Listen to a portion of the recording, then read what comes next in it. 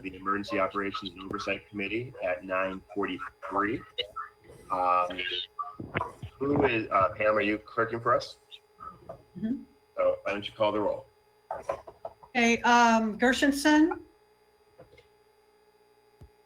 Gershenson? I'm here. Okay. Angel? Here. Zach? Here. Quarles? Here. Biz? Present.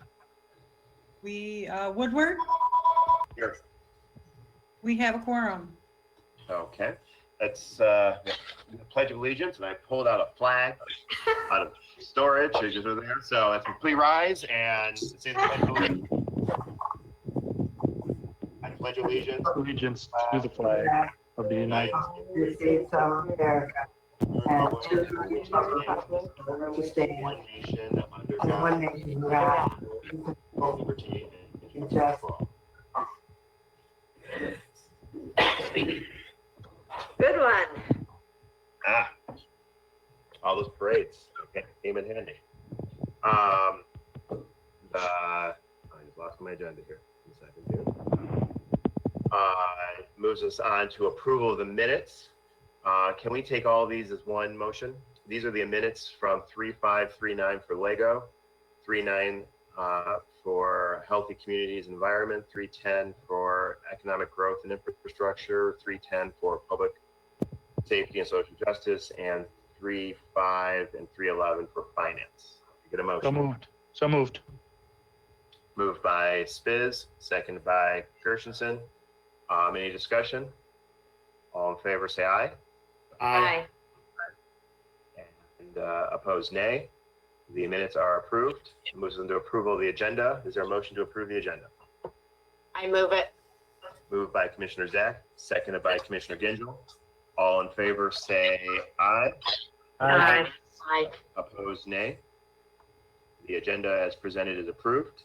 That brings us to public comment. And so we have, so if other people have joined and want to speak on public comment, I'm going to refer it over to Andrea.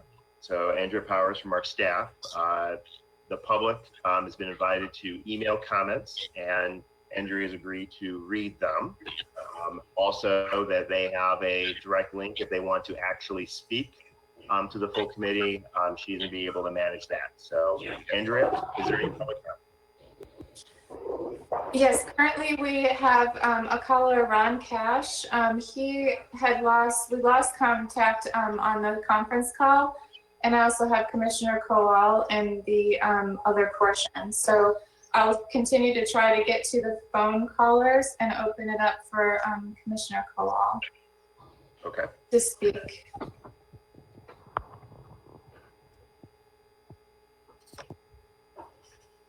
Commissioner Kowal, can you hear me? Yes, I can. Public comment is open if you'd like 3 minutes to speak. Okay, yeah, I'm just waiting for the meeting. Okay. Then I'll continue to refresh. I currently don't have any email submissions, and the phone conference line that we've opened up is currently dropped and won't let me dial back in. Okay.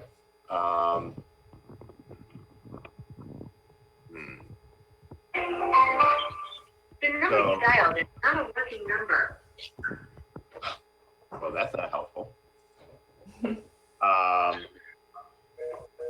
And you said there was one person on that line? Busy signal. There was one person on the line at the start of the meeting here? There was, the public comment was from Ron Cash, and he had dropped on the phone. Okay. He was also on the online portion, and he dropped from that as well. He dropped from that. Okay.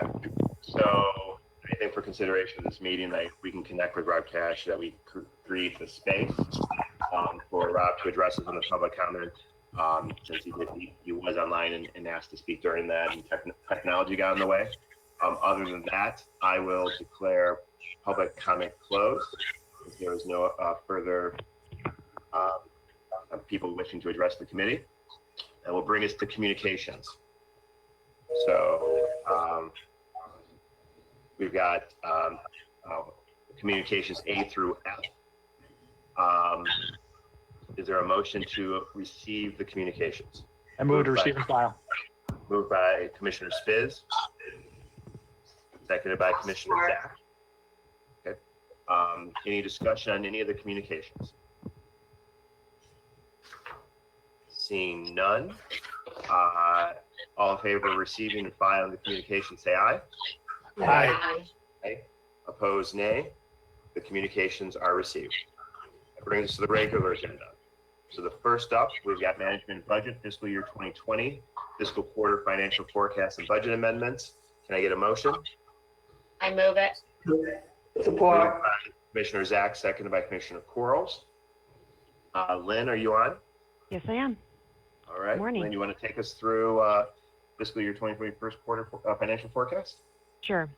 So I just want to start out by saying at the top of the transmittal letter, there is a disclaimer. This packet was put together at the end of February for submission.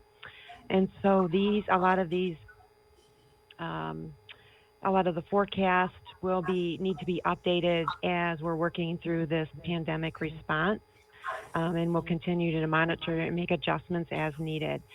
I will start out with the page 1 of the transmittal letter indicated that we had proposed or forecasted overall favorability of about $12.1 million.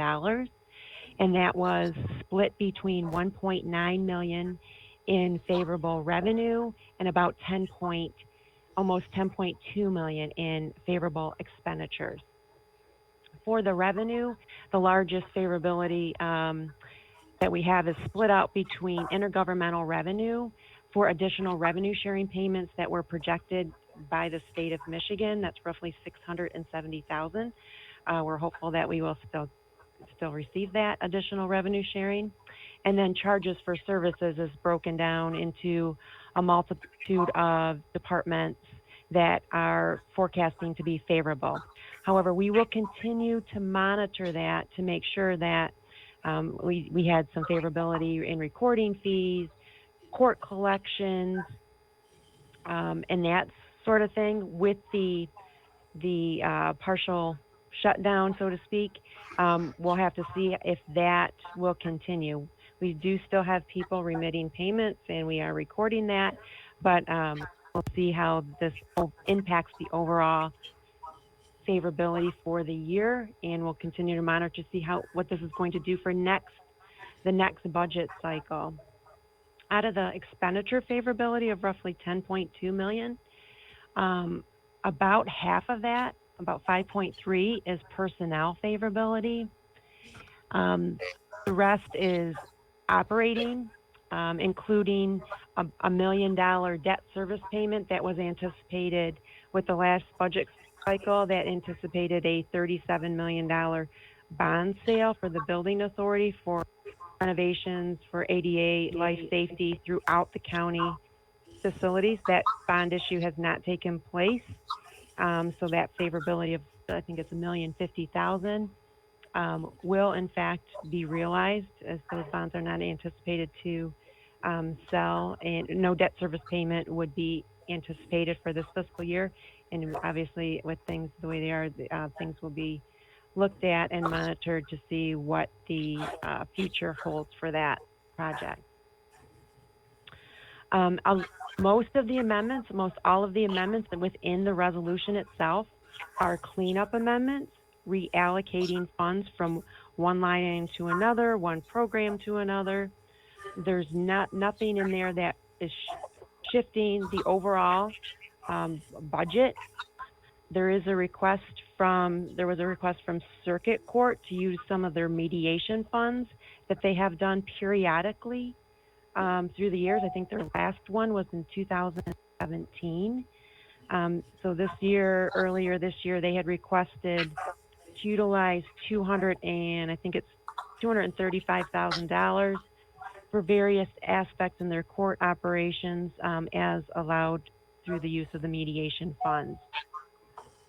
But again, most of the other amendments are all, I'll call them like cleanup amendments, shifting between line items or programs as needed, working with the departments.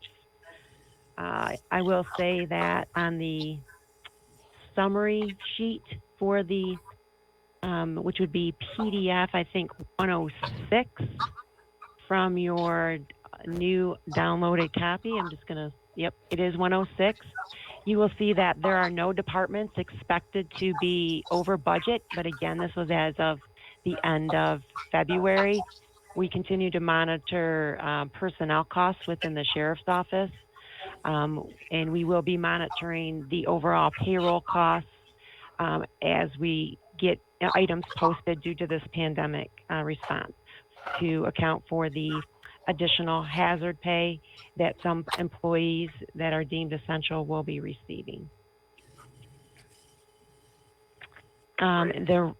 If with that, I'll take any questions. We do have several grants that are being accepted that are under the $10,000 or under the 15% for amendments, and donations and standard write-offs. Thank you, Lynn. We've got a couple commissioners that have questions. First up, I got Commissioner Gingell, followed by Commissioner Spiz, and then Commissioner Zach. Commissioner Gingell. Yeah, thank you, Mr. Chairman. And Lynn, thank you for the report. Certainly understand it was put together before everything started breaking loose. Just a couple thoughts, and these are just suggestions at this point, but I'm thinking back to 08 and 09 when we had the foreclosure crisis and other things. And I'm wondering if we could have at least a memo that shows our Q2, Q3, Q4, 08, 09 actuals against what we're looking at now to try to determine what our slope might look like if we have issues with unemployment and et cetera. So that's one thought. The second thought is in 08 and 09, when we put the brakes on spending, beyond just hiring freezes and looking at budget surpluses, I know there are a number of items that actually got curtailed for the time. And I don't know if you and or management and budget has that list, but I think we would like to, at least me personally, I would like to see it. And I'm sure you're already thinking about these things, but I think we also need to start being thoughtful about discretionary spending beyond hiring and status quo operations. Point well taken. We can get the information for comparison purposes from 08, 09 to where we're at now to see where those trends are. And then we've been having discussions. Sean Carlson is looking to send out some budget information here shortly on having communication with departments and how this will impact how we're looking at the budget going forward. Yes, this is Sean Carlson. I just want to jump in to reiterate what Lynn just said there. We will be pulling departments together, and we will be discussing. Our original intention was to start discussing the budget for next year, which we'll also have to do, but we will be visiting everybody's budget for the balance of this year for 2020 and asking them to look at their personnel lines as well as contractual and professional services. And we'll have to be prioritizing things to see how we move forward. Hey, Mr. Chair, if I may. Go ahead. So Sean, just on that thought, the reason I was going back to 08 and 09 is you should be able to look at the departmental budgets that actually were actuals in 08 and 09, and at a minimum use that as a baseline to say, if this thing turns further down and we get back to these levels, this is the type of spending that each department should be planning towards or expecting. Understood. Thank you. Next up, I got Commissioner Spiz, followed by Commissioner Zach. Commissioner Spiz. Yes, thank you, Mr. Chair. I just have a couple of questions relative to the resolution. If you go to the page 1 of the resolution, the last whereas, the $3,000 grant that was given to the sheriff's office, can you expand on exactly what that was for or covered? That I'd have to pull the actual agreement. If you just get back to Yes, I can follow up. Yep, I can that. send you the details. Yep. And then on the second page of the resolution, about halfway down, there was a budget amendment totaling $2,101,954 for Health and Human Services. So that is amendment to, they created with the budget process last year, they created a new unit within health, and it was just, now that's just transferring it from the former unit to the newly established unit. All right, so it's just a line transfer. Right, from one department ID to another department ID. Okay. And I will comment on the whereas just below that budget amendment for $4,000 to reallocate money from non-departmental contingency to the Michigan Department of Health and Human Services. They had previously requested an additional $4,000 for some of their operational needs from DHS. So we went ahead and made that amendment, and it's for increased travel requirements. I wouldn't anticipate that would be used if much, if at all, because of the travel restrictions. So they have to DHS has to submit that to the county anyway for reimbursement. Thank you. Thank you. Commissioner Zach. Okay, so I am looking at planning ahead, and Sean, part of what Commissioner Gingel's asking for, I don't have any sense in what are our increased costs because of COVID right now, and are there any decreased costs? I don't have any sense of the budget of what's going on, and I don't know how we're spending, the money that we've allocated. So I was wondering if we could get some type of projected expense costs that we're spending now because of it, any expected projected losses in areas. And this is the review of the budget. I just don't have a sense, and I'd like to see it. Understood. I hear what you're saying, and we are putting that information together. So it's our intention to understand what the burn rate is, whether it's a normal burn rate for the departments. To your point, there might be some favorability that's going on. I did sit down and talk with Scott Guzzi last week. I mean, there are some activities and contractual services and contracts where we're not employing personnel or making certain purchases as well. So we just want to get a true sense of what that is and understand where we're at. So we're going through that process. Okay, I appreciate it. I think we're all in the same place wanting to see it. So thank you. Any further questions on the fiscal year 2020 first quarter financial forecast and budget amendments? Seeing none, Madam Clerk, can we please call the roll? Commissioner Gershenson, Yes. Gingell, Yes. Zach, Yes. Quarles, Yes. Spiz, Yes. Woodward, Yes. motion carried. Motion carries.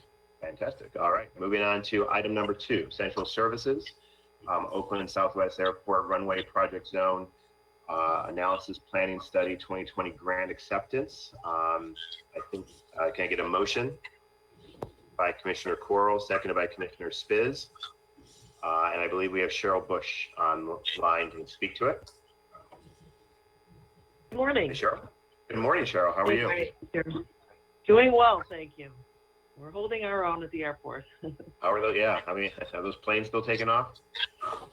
They are, but at a much reduced volume, that's for sure. Right. Very, very quiet. We had quite an influx of volume at the initial onset of the pandemic when folks were just really trying to return home. And now I think now that folks are home, it's more emergency relief aid type missions than anything. Great. This morning we are here to seek acceptance for a grant from the Michigan Department of Transportation. This is for our Oakland Southwest Airport. It is a long-term project, a planning study for our runway protection zone. Total cost of the project is $80,500. And that is going to be shared 90% with the grant, 5% by the state, 5% out of our airport fund, which is available in the airport fund. So the grant is for $72,450. And are there any questions about that? Commissioners have any questions? I don't see any. So if there are no further questions, why don't we call the roll on item 2? Item 2, Commissioner Gingell, Yes. Zach, Yes. Quarles, Yes. Spiz, Yes. Gershenson, Yes. Woodward, Yes. motion carried. All right, motion Perfect, carries. thank Thank you, Cheryl. All right. Moves on to item 3, information technology Clemis upgrade database project. Mike Tim available, and I don't know if Jeff Nesmith is also on the phone. So we got Jeff and Mike. So let's get a motion for. I move it. Moved by Zach, seconded by Spiz. Mr. Tim, the floor is yours. Good morning, Commissioners. Yes, this first item is a technology upgrade for end-of-life technology for our Clemis system. As you know, Clemis is multiple applications that serve over 10 counties, and we have agreements with almost 200 agencies throughout the state that we support out of Oakland County using this technology. We are faced with an end-of-life hardware and database environment. The Oracle database is probably the heart and soul, if you will, of the Clemis environment. And we need to do an upgrade. The timing of that is to have this done by the end of this calendar year from an Oracle support standpoint. We do have the money in the Clemis Fund. The Clemis Fund is a proprietary fund managed by the IT Clemis division, primarily funded through the fees that we charge agencies. And that fund has been building up to cover upgrades like this, as well as the next project that we'll talk about, the next agenda item. So this is primarily capital hardware and software that will be capitalized. And that's why you see that the budget impact is not as big as the total project amount. So any questions? Any questions that commissioners have? Seeing none. Oh, Commissioner Spiz. Commissioner Spiz. Yep, sorry. Just a quick question. Since it's hardware and software, are we doing everything with the hardware upgrade to be on-prem, or are we thinking about putting anything in the cloud? You know, most of this particular project, all of this particular project is on-prem hardware, but separately, Commissioner, we do have an initiative where we are archiving some of our older data up in the cloud. We actually, with our architecture team and our Clemis team, have been instrumental. In fact, we have the first CGIS approved GovCloud instance. And we were instrumental working with AWS, the Amazon Web Services, and with the state of Michigan to get that certified for CGIS data.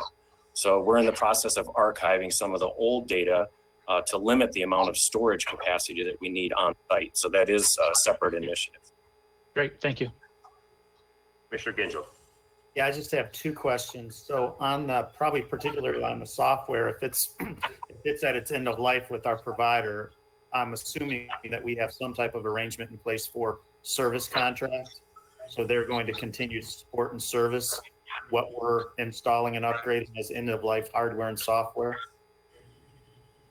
Well, when it gets end of life, we do lose the ability to get support.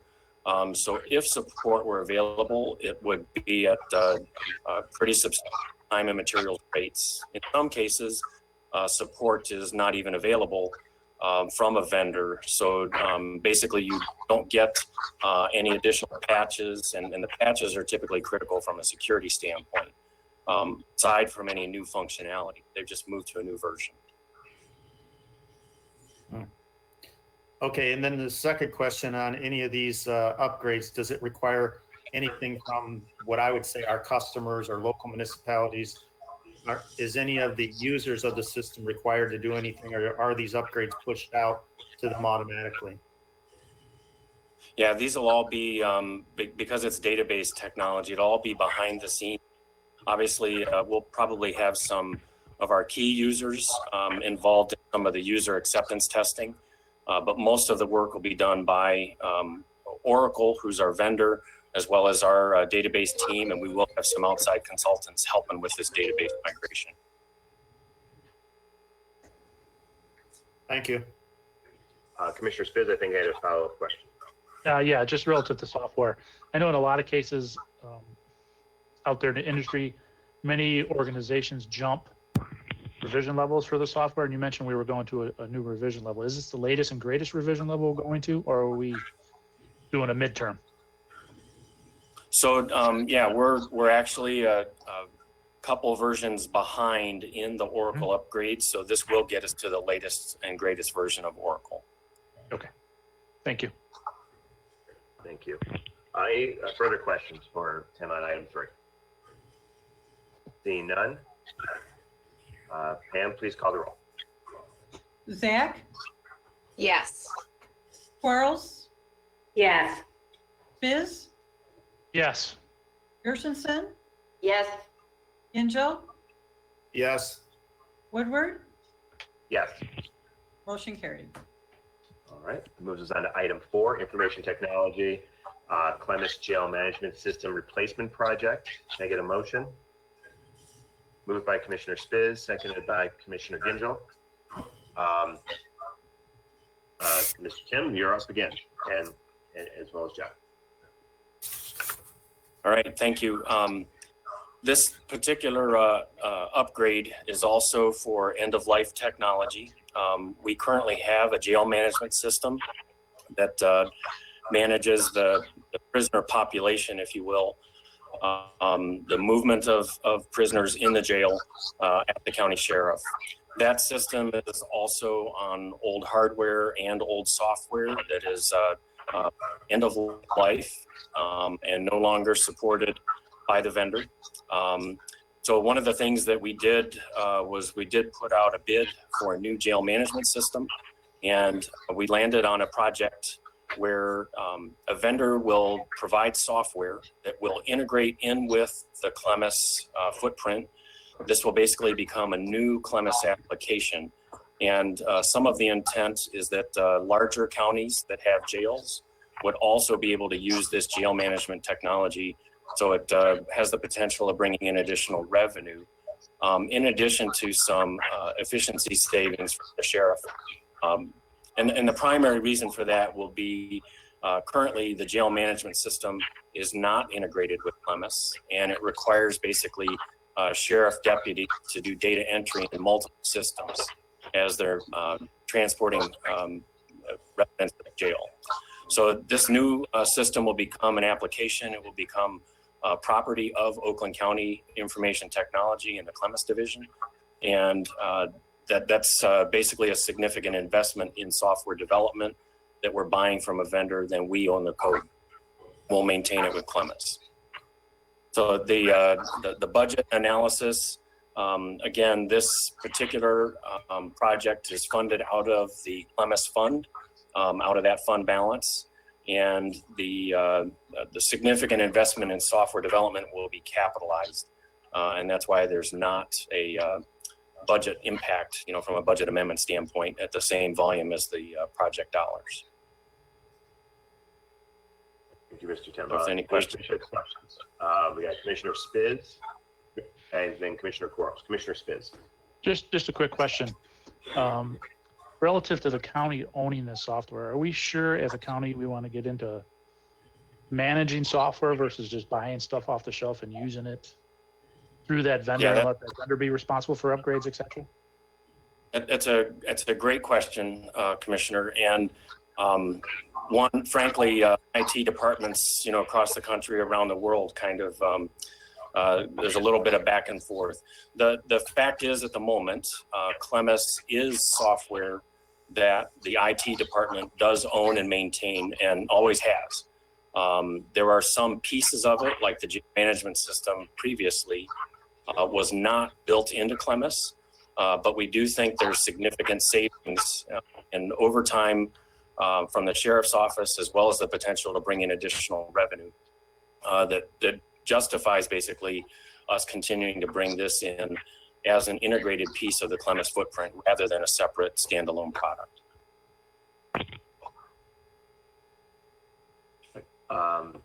Commissioner Quarles. Thank you, Mr. Chair.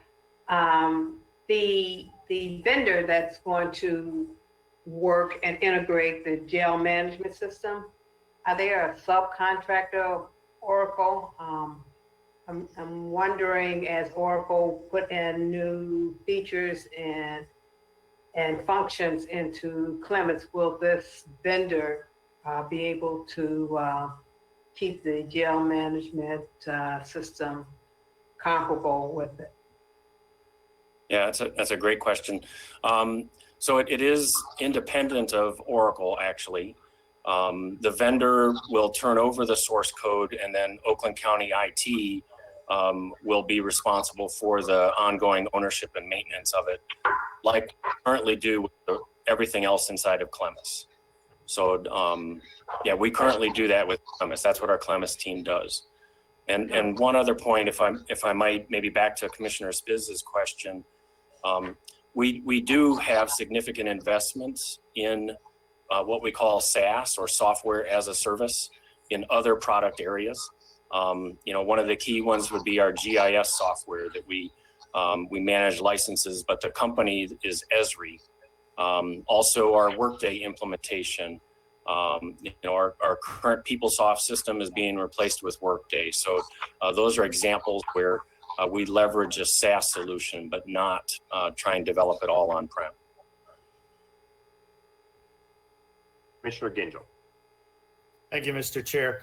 Just two quick questions. So the internal resources that we have, are they equipped for this new code that we're going to be taking on and insourcing and managing? Is it in a language that we are familiar with or will be familiar with?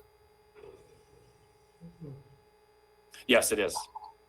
Okay. Second question is, this effort that we're taking on here, I'm wondering, is it connected to the last item? So we're talking about Clemis, end-of-life software, end-of-life hardware.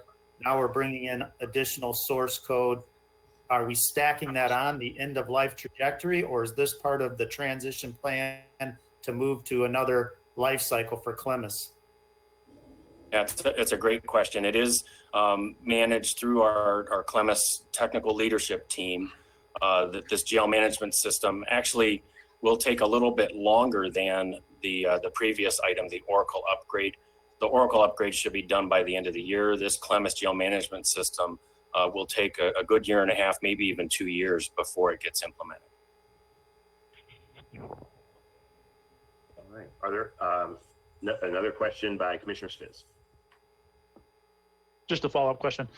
Mike, you mentioned that we will own the code after it's completed. Does that mean that we have sole proprietorship of it, or does the vendor have the ability to go out and sell that somewhere else, even though we own it? No, that's a great question. We will own the code, and we will have sole ownership of it. It'll get turned over. We'll be the only license owner of it. Great, thank you. Great. All right. Any further questions from commissioners? Seeing none, Pam, please call the roll. Commissioner Quarles? Commissioner Quarles, I need you to. She's on mute. Yeah, she's getting it. Commissioner Yes. Quarles? Spiz? Yes. Spiz is a yes. Gershenson? Yes. Gingell? Yes. Zach? Yes. Woodward? Yes. Motion carried. Excellent. Moves us on to item. Tim, you're still going. Item 5, information technology authorization of the Michigan Public Safety Communications System Agreement between the County of Oakland and the State of Michigan. Can I get a motion? Moved by Commissioner Gingell, second by Commissioner Spiz. Mr. Tim, and anyone of your team? Yes, thank you, Commissioners. Jody Hall is also on the call with us from Corporation Counsel, as well as Jeff Neesmith, our Clemis manager. And so this resolution is really a follow-up to one that we processed back in November. As you remember with the radio project, we first did what was called a pre-integration agreement with state, the MSPSC, who manages the state radio system that we are going to integrate into and tie into. So that pre-integration agreement basically allowed us to do our technical design and technical testing, which was completed. And that has allowed us to, continue moving forward with the radio project, integrating with the state. So all that technical design to integrate our two radio systems from a design standpoint is now complete. So this is kind of the second phase of that, where Oakland County will enter into a subscriber agreement with the state of Michigan. And that agreement would be signed by the chairman of the board, Commissioner Woodward, as I understand it. But on top of that, the second piece of this resolution actually requests that the Director of Information Technology, myself, be authorized to enter licensing agreements with our CVTs. So a part of the agreement with the state is that the state and Oakland County have a contract related to this radio system. But as we currently do today, Oakland County will manage the radio communication equipment. We will own the equipment, and basically we will license it out to the CVTs and all of the public safety entities that are using the county radio system. So this is consistent with the way the state handles their licensing agreements. The director of their Department of Technology Management and Budget, or DTMB, their director signs these licensing agreements, which basically say it's property of the state. In our case, it'll be property of Oakland County. So we're basically asking to move to the next phase of this subscriber agreement with the state. And then the second part of this is to allow me to sign the licensing agreements with our CVTs as we implement and install Oakland County equipment at their sites. If there are any questions. Commissioners, are there any questions? I think it streamlines the process. We still obviously, as a board, continue to have oversight in the overall agreements. This helps. This is consistent, as Mike said, with state policy, right, or state practice to get the licensing agreements approved. Commissioner Gingell. Yeah, so Mike, I don't have a problem with it. I just want to make sure that, essentially we're going to have one standardized contract that the CVTs have to sign that's drafted by Corporation Counsel. And the fact that you're signing them just means you're executing on behalf of the county. The agreement will be set and the terms and conditions will be consistent. Is that right? And Jody, do you want to step in? I believe that's true, but I'll ask Jody Hall to. Yes, that's true. We will have a standardized agreement. But additionally, just so everybody is aware, there are some with private vendors. There are some license agreements that we have. I'll just give you one we're working on right now. It's with the top of Troy. We have equipment up there, so it'll be a license agreement. And this is with a caveat. This only relates to license agreements because if it's a lease, all the leases will still come back to the board pursuant to statute. So we do have a few leases, like we have with Home Depot and their parking lot in Rochester Hills, but this is just for license agreements to make things a little more streamlined and to be consistent with state practice pursuant to the Radio System Act.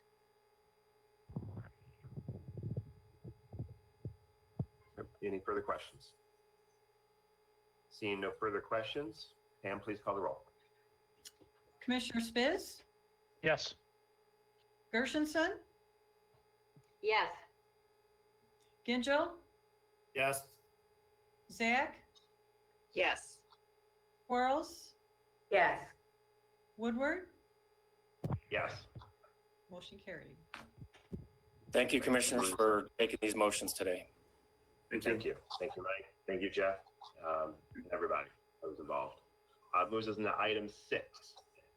Facilities Management Sheriff Office approval of lease agreement with Midfield Management LLC for use of hangar space. Can I get a motion? I'll Moved move by it. Spiz, second by Zach. Yes. Do we have Paul or online to address this?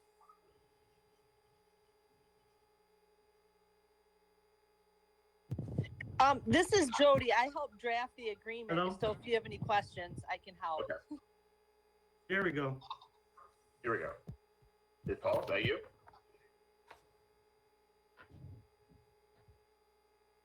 You there, Paul? Sorry about that. Hey, no problem. Hey, Paul, how are you? Good. Hi, everybody. Hey. Paul, property manager from facilities. This is approval of a new lease. Am I getting feedback? Or does it sound okay? Sounds good. All right.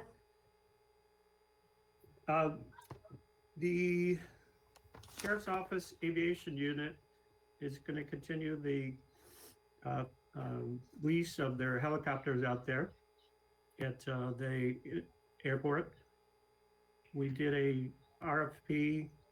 There were 5. Hang on one second. I'm getting some feedback. Can you still hear me? We can hear you.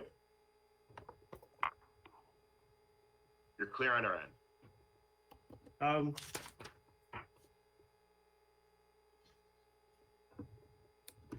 So let me just continue if you guys can hear me. Yep. Midfield Management was the winner of the lease quotes, and they were half the price of the next FBO out there. And we're going to go with a 3-year lease. The option to add 2 years to that. The hangar includes 2 helicopters at $425 per month each, and office space at $300. There's also some floor space in the hangar, and the pilots still have use of the restrooms and the pilot lounge. Now, Midfield is already the current lease company, and they wanted the business, so they gave a real good price. So I was happy that the Sheriff's Office is going to stay where they're at with the helicopters, and the price is really good. So that's it. If there's any other questions.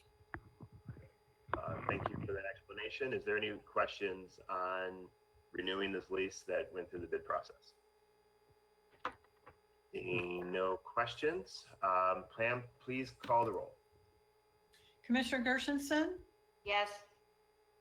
Gingell, Yes. Zach, Yes. Quarles, Yes. Biz, Yes. Woodward, Yes. motion carried. Thank you. All right. Okay. And that moves us on to the next issue. So don't go away, Paul. Item 7, Facilities Management Sheriff Office approval of training center lease agreement. Can I get a motion for that? Moved by Quarles, seconded by Gingell. Paul, you're up again. Great, thanks. I think I had my mic down too low, so I couldn't hear you guys. In this case, Sheriff's Office has, because of Brown Road being on the market, they've been looking for a new home for their training. We did we looked closer to campus and did an exercise in finding a space that was close to campus, but it was way too expensive. So the Sheriff's Office declined that, and their training team found a school out in Brandon. It's out in Ortonville, and the landlord was very happy to lease part of the school to the Sheriff's Office for the training. I was out there a couple of weeks ago, and it's a perfect setup. They have the school with all the classrooms. They have a gym that they're going to share. They have locker rooms they can share. And it's a large building because it's an old high school. It has about 20 acres or so out there. So it's a perfect setup for what they need to do for training in the interim until something happens on campus. The cost of $6,000 per month or $72,000 a year comes out to about $2.11 a square foot. So again, that is a good price for what they're going to be doing. And they're going to share in the electricity and the gas, and the landlord's going to cover the rest of the costs. So it sounds like a pretty good situation overall. And I know that the training team is very happy with this situation. They can't wait to get moved in there. Commissioners, are there any questions on this? And Paul, is this a similar, like, 3-year lease with a 2-year extension? This is I don't know if Gabe's on the phone or the line, but they decided to go a 1-year term with a 1-year renewal. So it's really more of a short term. They're going to see how it goes. So they didn't want to sign anything long term. Okay, great. Commissioner Gingell. Yeah, just a quick question. I think the landlord or the owner is BLB Enterprises. Is that what I read? Have we done anything with them in the past? And I'm just sensitive to like a short lease with a short extension. If we end up needing a longer period of time, I mean, we really are, we don't have the leverage in that discussion on price. But have we ever been in a relationship with BLB Enterprises before? Do we have any history with their good faith agreements, etc.? The sheriff's office team and the people that I've worked with said that he's a great business person. Parks and Rec deals with him with the ORV park out there. And WRC also deals with him. He leases some land in Pontiac for one of his operations from WRC that took over some Pontiac wastewater treatment plant. So there's a lot of confidence working with this landlord. Hey, Mike, this is Jody Hall. It's not the exact corporation or company. It's the same founding member. And that'd be Barry Bass. So he has different LLCs for all the different leases, but that's a pretty typical, as you know, business structure. So I just wanted to add that. Great. Thanks, Jody. Commissioner Quarles. Commissioner Gingell covered the question I had about the relationship. Okay. Great. Thank you. Any other further question on this item? Seeing none, Pam, please call the roll. On item 7, Commissioner Gingell, Yes. Zach, Yes. Quarles, Yes. Biz, Yes. Christensen, Yes. Woodward, Yes. motion carried. All right, great. Thank you. Paul. Good all seeing you in these little boxes. All right. Hang in there. Yep. Next up, we've got item 8, which is facilities planning and engineering, South Oakland office building fire alarm system enhancement project. And we've got Art that just joined. So first, can I get a motion to approve? Moved by Quarles, seconded by Gershenson. William, you're up. All right. Items 8 and 9 are. Items 8 and 9 have a lot of similarity, but starting with 8, the South Oakland office building. As part of the building security enhancements projects that we've been doing over a number of years, we've been securing a lot of interior doors to make sure that, again, if an intruder came into the building, they'd be limited to where they could go. Those doors, though, are in fire egress paths, which mean, according to safety codes, those doors are supposed to be unlocked during occupation hours. So the way the code works is as long as those doors are connected to the fire panels and drop out if a fire alarm is pulled, we can still lock those doors.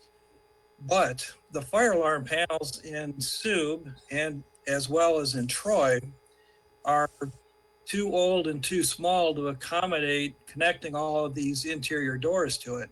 So we have to replace the fire panel with a larger, more state-of-the-art panel. The costs that are shown in the resolution are the cost to replace the panel and to connect the doors to the panel. And just entertain any questions at this point. Right. Thanks, Art. Commissioner Zach. So what operations are in that building right now? The South Oakland office building has probation. That's the state of Michigan's probation offices.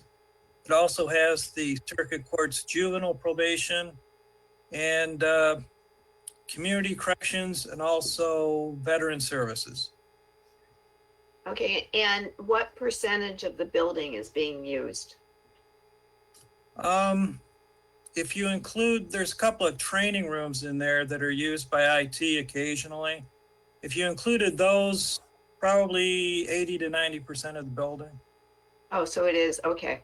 I was just wondering how much was used. Thank you. You're welcome. This is Ed Joss, manager with Planning and Engineering. I'll just add to that we have a project on the books. We're going to move the clerk's office, right? Our clerk's office is also going to provide service down there. Oh. Yep. And also some of the family courts offices are going to be setting up a satellite office there as well. So just to be clear, we're not relocating them. We're just providing a satellite office there, like Art mentioned, to provide additional service down at the south end of the county. Right. Any further questions about this item? Seeing none. Pam, please call the roll. Zach, Yes. Quarles, Yes. Is, Yes. Gershenson, Yes. Gingell, Yes. Woodward. Yes. Motion carried. All right. That moves us on to item 9, facilities planning and engineering.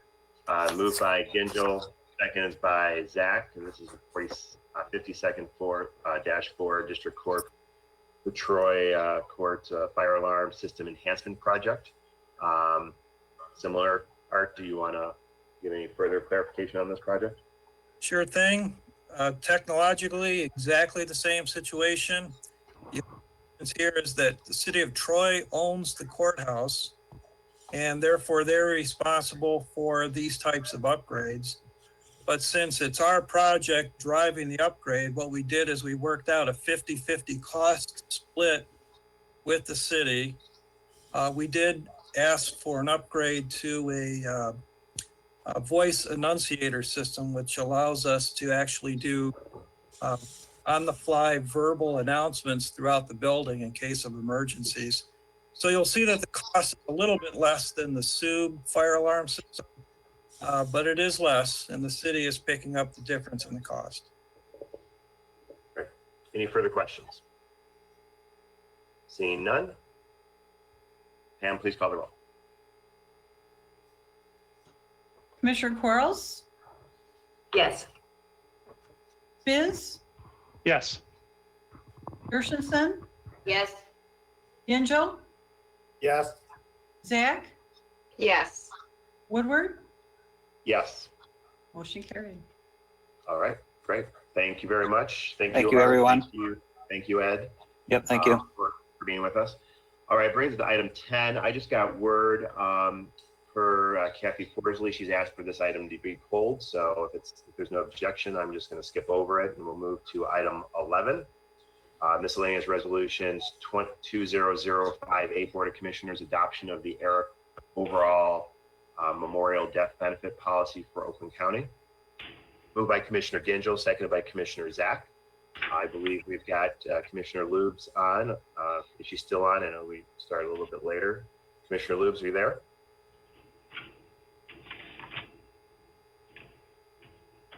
there, can you unmute and let's scan here. If not, I believe we may have Jody Overall on the line. Jody, are you there? I think Jody's on. I'm on as well, Dave. Sean Carlson. Okay. Hey, Sean, do you want to just give it over with Jody? If any remarks that want to be made as it relates to this, I guess I'll set it up that this was also announced at the State of the County address about creating this memorial death benefit for all employees that fall in the line of duty. Sean or Jody, any additional things to add to it? I mean, obviously, this is about recognizing one of our own. I mean, a terrible tragedy that happened on Thanksgiving a couple of years back. A way to not only memorialize his service to the county, but also, I mean, ensure that this death benefit's available to all employees in the future. Yeah, Jody, are you on?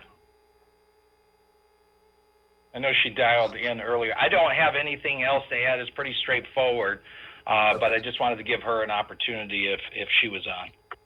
Sure. Okay, I know she was on earlier, and people are, I mean, getting on with doing other things. So, is there any discussion by any commissioners? Pretty straightforward. It's one of those things that I certainly hope that we never have to use again. Seeing no I am discussion. on the call. Hi, Jody. How are you? I just want to give you the opportunity that if you want to, I mean, say anything before we take action.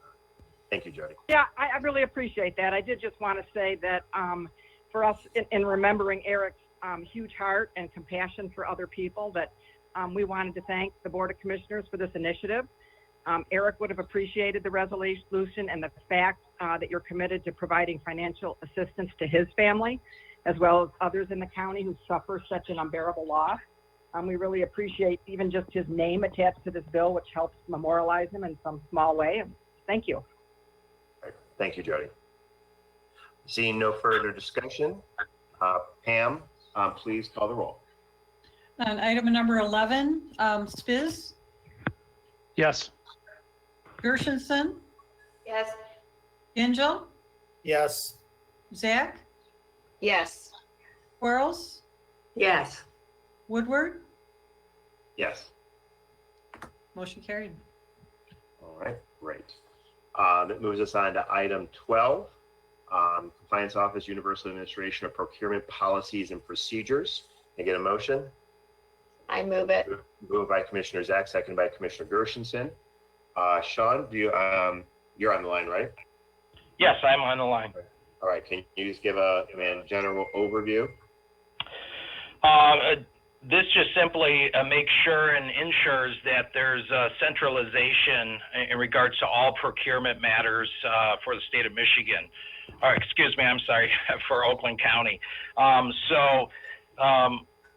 I think what we're trying to do here is just ensure, I think for the most part, procurement is acknowledged and utilized by every department from a centralized perspective, and also the electeds. There's a few places where things have not been coming through.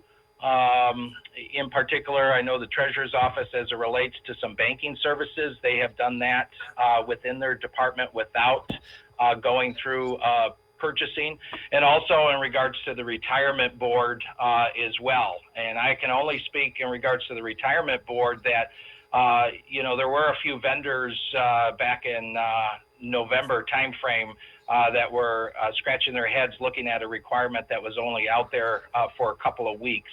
I just use that as an example of why it's important anytime Oakland County's names on something that there's an understanding and a standard and how we go about doing business. That particular matter last November did not go through the purchasing shop either. So with the passing of this policy, that will ensure that all matters run through the purchasing department. That's it. Commissioner Zach. Commissioner Zach? Yes, I applaud this policy, and I know that historically there were some other instances of some elected departments that didn't necessarily go through the centralized purchasing. So I am very happy to have one standard and have the best practice in Oakland County. We have a very transparent purchasing policy that I think has served us all well, and I think everyone practicing makes a lot of sense. You can follow me, it makes a lot of sense. Is there any other discussion on the matter? Seeing none, Pam, please call the roll. On item 12, Commissioner Gershenson, Yes. Gingell, Yes. Zach, Yes. Quarles, Yes.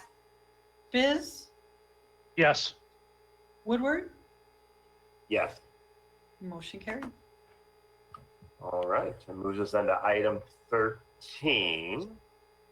I'm trying to think, I might not be looking at the most updated version here. Do we have item 13 broken into a few things? Chris? Or are they all at the bottom of the agenda? You're going to find item 13 on page 295 of your packet. Of the 95, okay. I'm sorry, 285 of 285, isn't it? 285. 285 of your packet, yeah. This isn't the grant. This is the resolution for additional emergency funding. Yes. Okay. So 287 is the grant, Dave, if you want to take that one first. yeah, let's do the grant first. So See, so the agenda that. Okay, go the ahead. amendments Say are again. after. Yeah, no, I see that. So there are, if we can, Which item are we on, just for clarification? we're on item, the Economic Development Community Affairs Resolution approving the Michigan Economic Development Corporation grant and creation of the Oakland County Small Business Stabilization Fund. So in the packet on page 287. I get a motion moved by Commissioner Gingell, seconded by Commissioner Quarles. Sean, you want to help summarize this? Yeah, I'll do my best to summarize. I'm not sure if I have the most updated package as well. But what I will do is, so Michigan Strategic Fund a couple of weeks ago met, designated $20 million for small business relief, $10 million for grants, $10 million for loans. So then that was at that point in time specifically dedicated for Governor Whitmer's executive order dealing with kind of the downtown locations. Shortly thereafter, Executive Order 2020 also basically said all businesses need to go to shut down unless they're identified as critical infrastructure. So the funds then provided and opened it up to all those companies as well. So what that did is they asked us last Friday, a week ago, this past Friday, to fill out an application, turn it in by last Monday, which we did.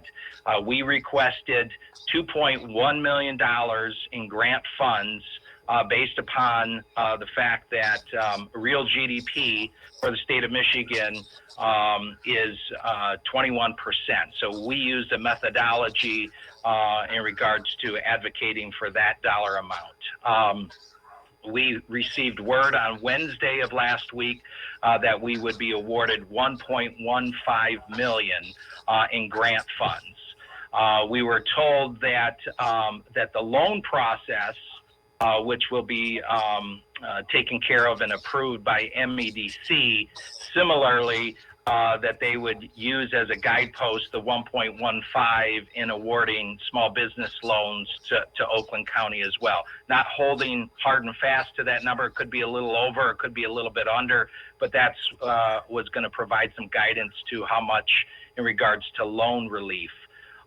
In regards to grants, they will be making a disbursement to us either later on this afternoon, but no later than April 1st on Wednesday in regards to a complete amount for 1.15.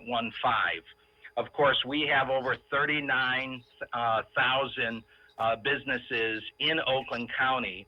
And in regards to companies and establishments that are less than 50, we have over 36,000 in this county.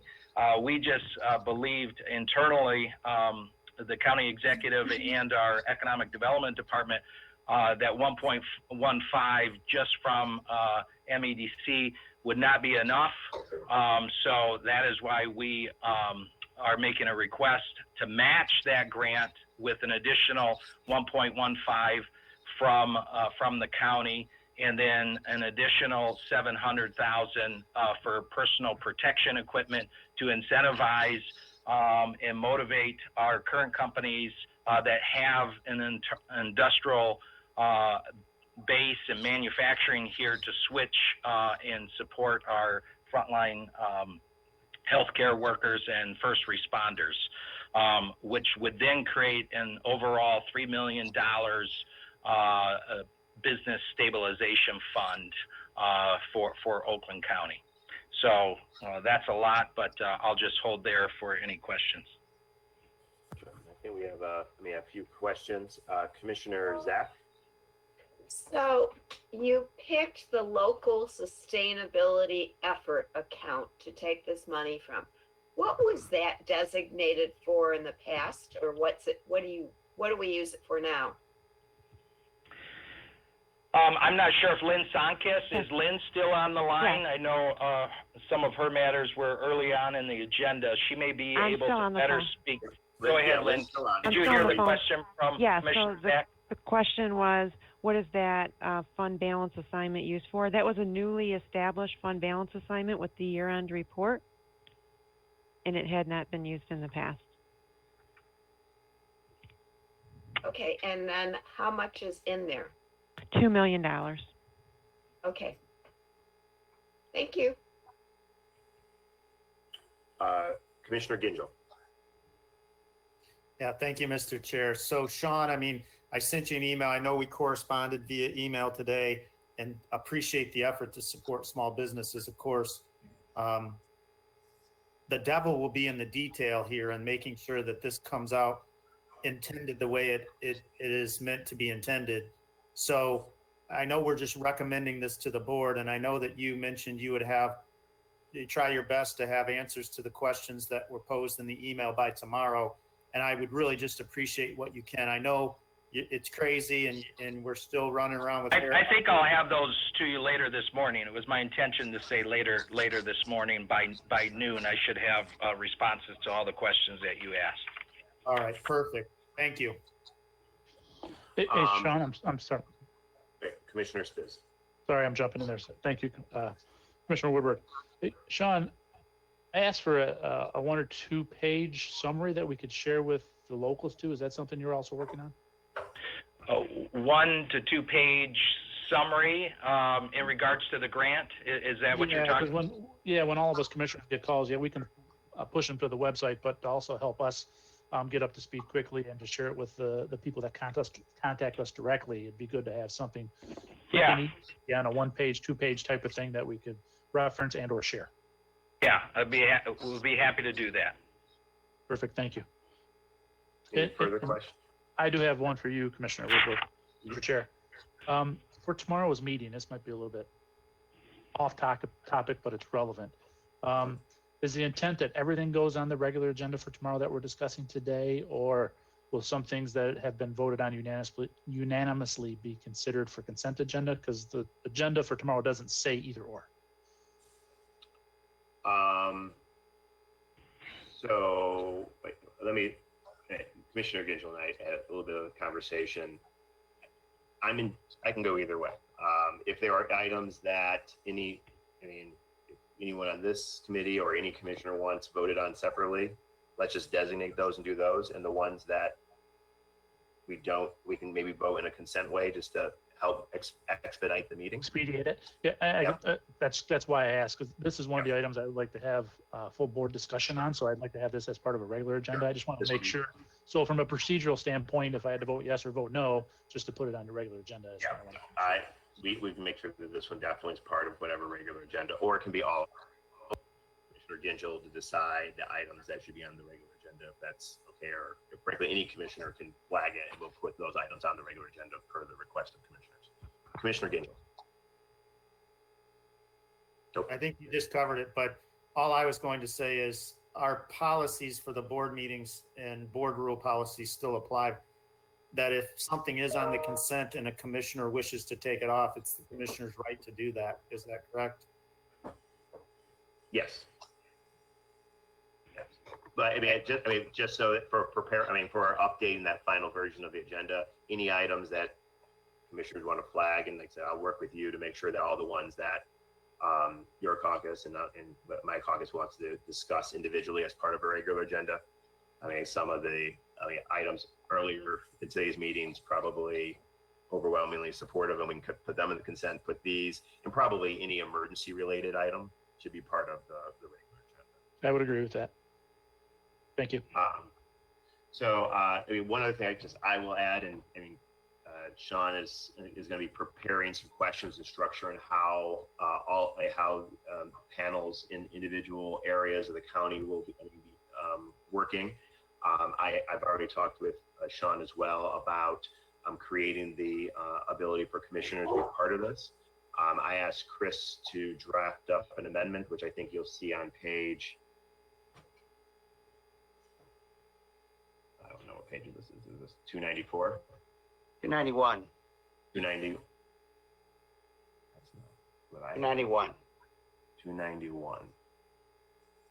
Oh, it's in two places.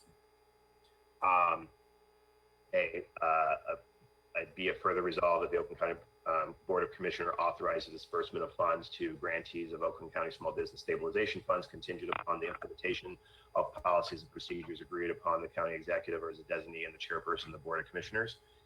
This was an attempt just to not overcomplicate things, but to make certainly that we're in consensus about how this fund operates, and part of that would be creating the space for commissioners who want to participate. Commissioner Spiz? Could we expand on just the chair? No offense, but if we could get either the minority chair or something from our caucus to be included in that discussion, is that amenable to your amendment? Right. We'll need a motion for the amendment if you're. Right. Yeah, no one's made a motion to the amendment yet. What do you, how are we going to do that? Working with Commissioner Gingell to do that? That's the intention. That's what I'm thinking. Since He's the chair of our caucus, so I would like to have somebody from our caucus at least included in that discussion. If it's a 3-person discussion, I think that is something we would like to see from our side. Mike's got a helper. Are you okay with that? Yeah, you okay with that, Commissioner Gingell? I'm fine with it. Thank you. I apologize. Mr. Chair, where are we discussing this and identifying the 3 people panel, if I'm hearing correctly? I'm looking at my resolution, and I'm missing that. Okay. Well, how about this? Why don't we? Well, the questions are being sent over this morning, and I think a lot of the process and procedures are the questions that Gingell posed in an email. Why don't we wait for that and then maybe consider an amendment on the floor if we need it, if any further fleshing out needs to be done? We might actually get the answer to all of this, and then we can just attach those procedures to this, or we just accept. Is that good? I'm okay with that. So no need to consider any further amendment at this time. So on the regular motion that's already been moved and seconded, is there any further discussion on the creation? This resolution is doing two things: accepting the grant and providing additional $1.8 million to create the $3 million, 1.85, creating the $3 million small business budget stabilization fund. Any further discussion? Seeing none. Pam, please call the roll. Okay, and number 13, Gingell, Yes. Zach, Yes. Quarles, Yes. Biz, Yes. Gershenson, Yes. Woodward, Yes. motion carried. Okay. Thank you. And that moves us on to, I believe, our final resolution. This is the county executive request for additional emergency funding for coronavirus pandemic response measures. Is there a motion? I'll move it. Moved by Commissioner Zach, seconded by Commissioner Gershenson. Sean, are you the one to be teed up to talk about this? Yeah, I mean, I think Lynn's on here to give the particular details in regards to the resolution and movement of the funds, but if there's any questions in regards to the spending that has occurred so far, I can do my best to give you some details around that. I did try to provide a one-pager status update to high level. As you can see, that there's still some dollars that are potentially left there. However, we did not complete the payroll. We are trying to keep payroll matters in regards to the departmental budget and to keep the pandemic response fund in the non-departmental fund. So, and then what we are trying to do with the personnel aspect is to make sure that we are coding everything appropriately in regards to requesting FEMA reimbursement. And we are looking at the eligibility requirements there as well. So we're getting close to that fund balance of $1.5 million. So there's a need for us to make sure that we're leaning in on this, and we're not holding up, us reaching out and getting mask and other things in regards to details. So that's really the intent on why we wanted to move the $5 million. So I'll just hold there. Lynn, do you have any details? I'll just add that this $5 million appropriations being pulled out of this catastrophic claims fund balance assignment. That fund balance assignment has been out there for several years. The only thing that we've used it for in the recent past was for the build out of a water main for the Middle Belt Tunnel project a couple years ago. So there's $8.4 million roughly in that assignment at this time. This $5 million would be pulled from that 8.4. Okay, so let's do this in a couple ways. So since, I mean, obviously this is money that's additional money to help support the pandemic response. And Sean, you made reference to some of the memo, the accounting up to this point of the dollars that have been spent. So are there, if the commissioners have questions on that first before we settle and resolve all of this, that says take those questions on that, and then we'll kind of come back to the motion at hand. Commissioner Spitz. Yes, thank you, Mr. Chair. Sean or Lynn, I do have a question on the money that have been spent to date. So if you could expand on it a little bit for me, I'd appreciate it.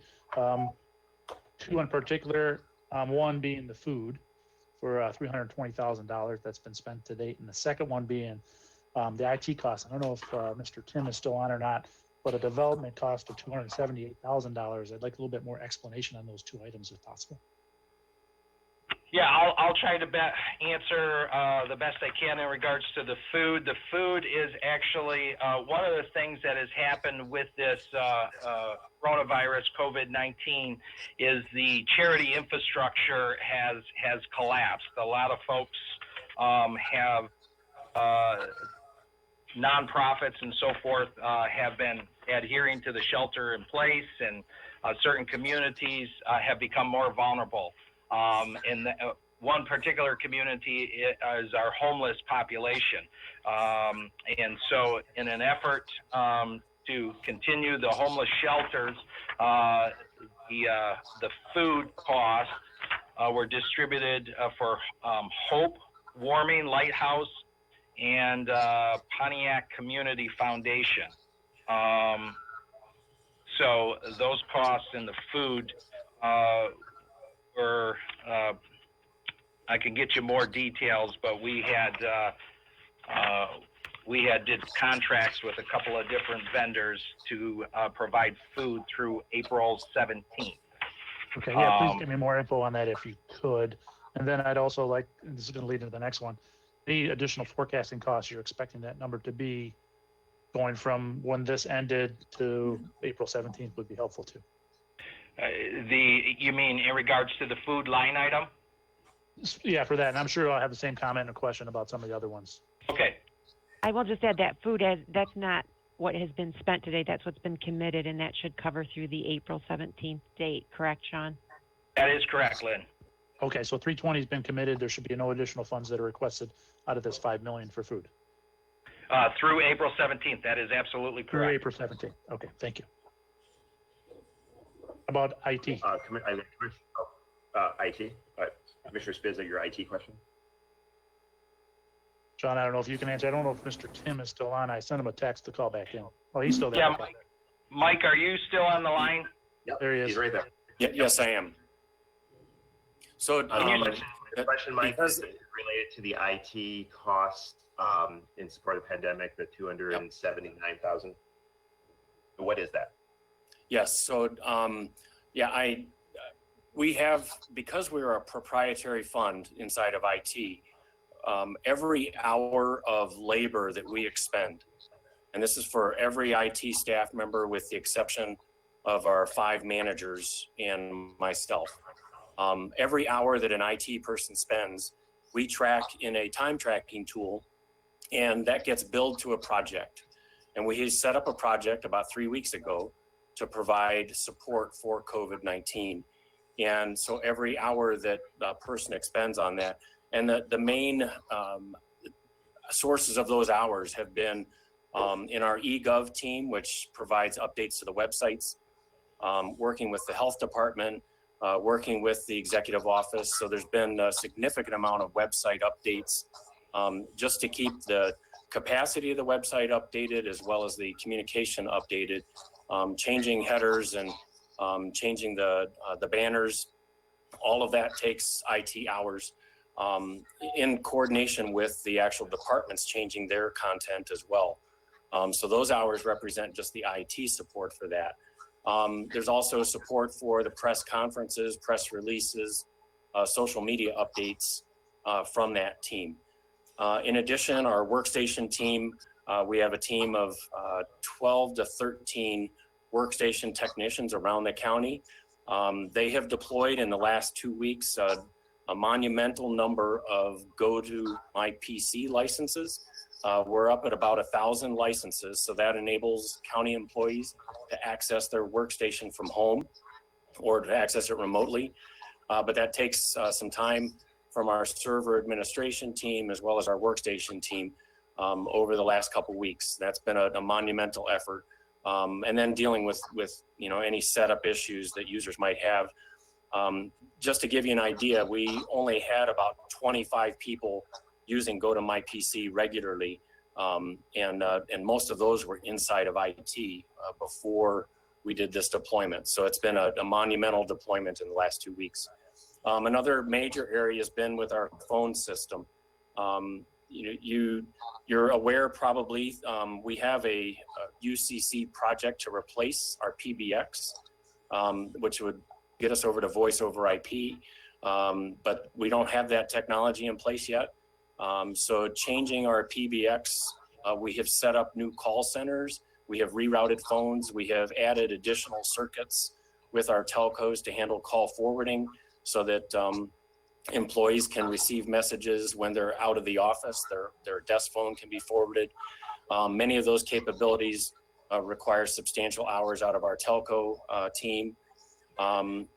Frankly, last week, the support for the Board of Commissioner meeting, the first virtual meeting that you had, in addition to Chris's staff at the board, there were also several IT folks that were involved in helping ensure that that technology worked. And then another area is with our service desk team, our help desk. We have had to make, we have 30 different, in the county, 30 different call centers.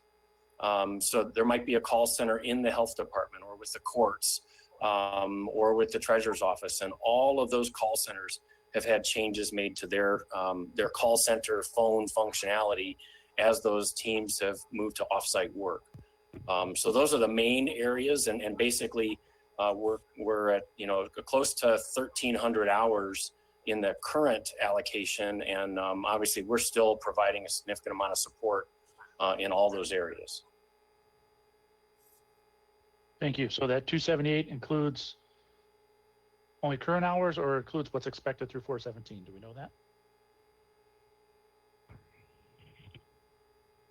Mike, you still there? He's paused. He's paused.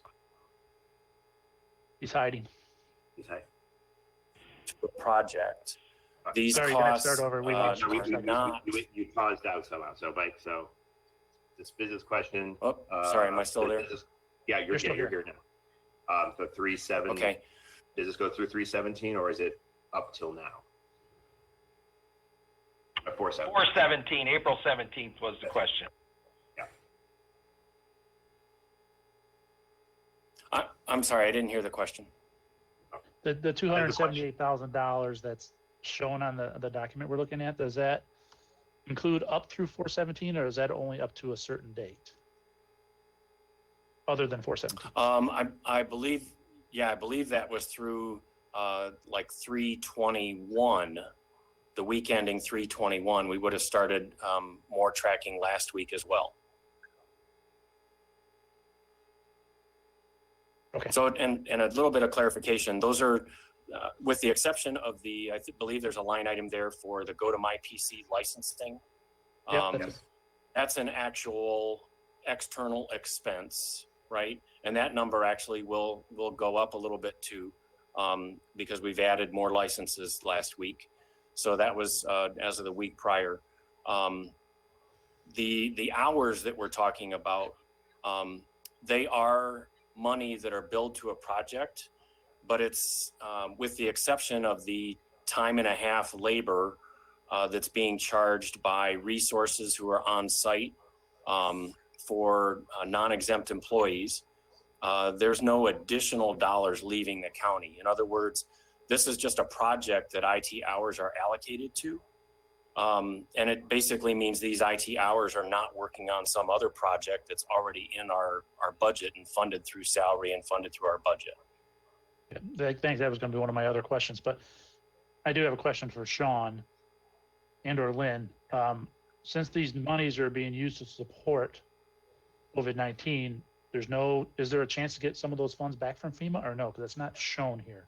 Yeah, on the document, you can see total IT costs roll up to 435. And we provided our best guess based upon the FEMA eligibility requirements that we could be reimbursed $80,000 approximately on those costs. So it should be on that one pager. So it's not, it's kind of a roll up and it's an equation that Fiscal Services was able to provide. That's our best guess based upon reading the FEMA requirements. And certainly we will advocate for receiving as much reimbursement as we can, and update this to know what's been committed and what has actually been spent to date. What the salaries and fringes here indicate that it's salaries and fringes through payroll period ending 3/13, and we can do that with the rest of the items like the PPE, personal protection equipment. There's about 410,000, I believe, of that has been committed, and there's another order for roughly 300,000 that's in the works. So just trying to try to get better at providing the status of each category.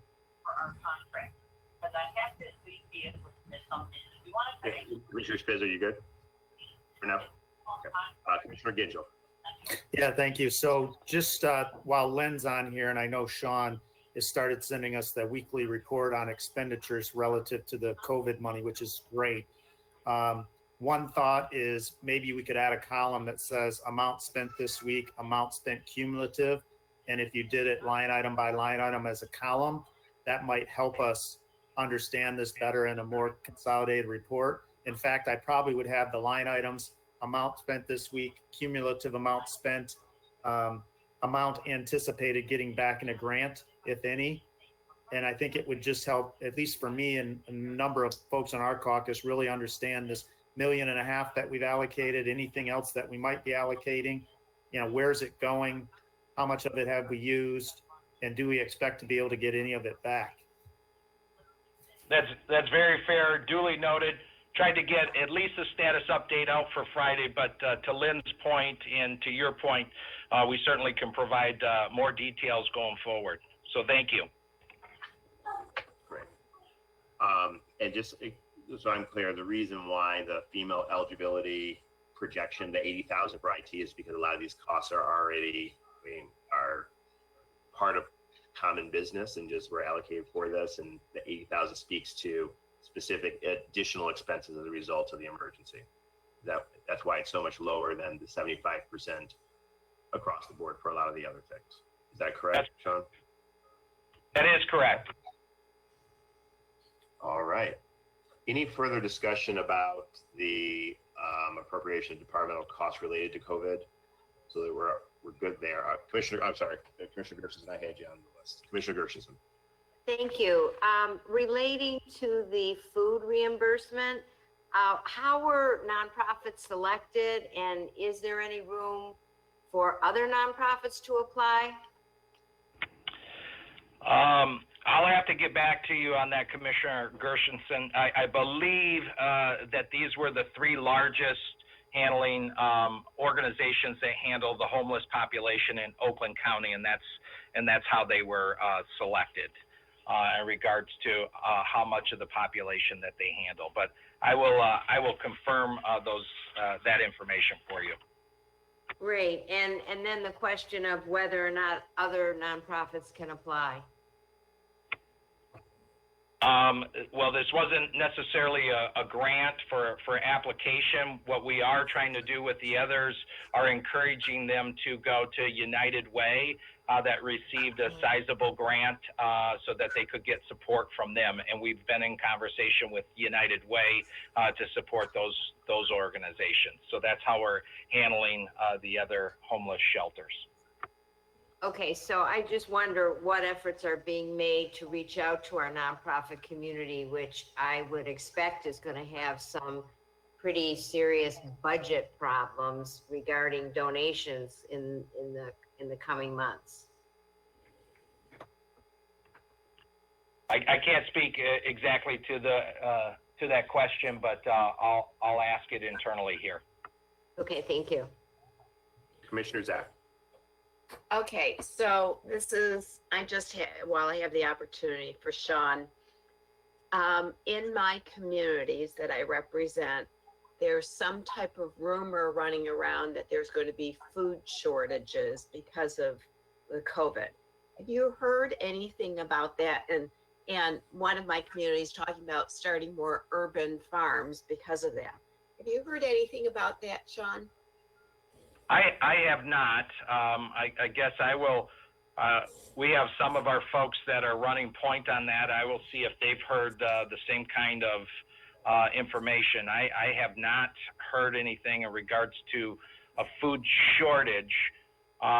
Just as a worthy note, I know that the school districts, and hopefully you all can get a piece of that information. I think the school districts have been doing a fine job of trying to support residents, especially free and reduced, in regards to different programs. Some school districts have been more active than others, meaning that they've been out there multiple days, 3-4 times a week, sometimes even on Saturday, altering hours as well in order to make sure that they're getting to their population.